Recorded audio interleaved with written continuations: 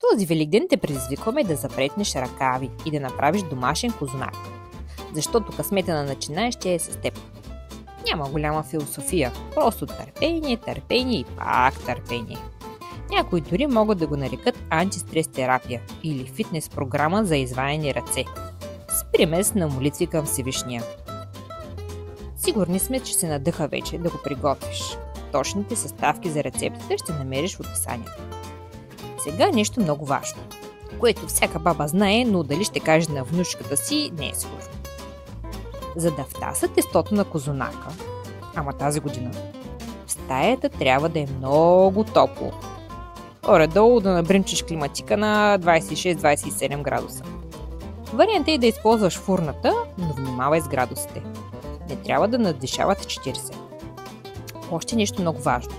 Как да разбереш кога е втасало тестото?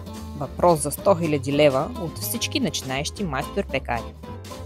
Освен, че обема му трябва да се удвои двойно, друг сигнал за втасало тесто са балончетата в основата му. И финално запухка в козунак. Тестото трябва да втаса общо 3 пъти.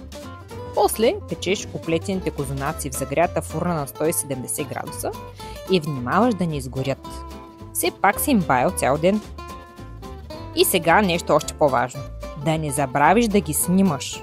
Много ще се радваме да ги споделиш с нас, като ни изпратиш снимки.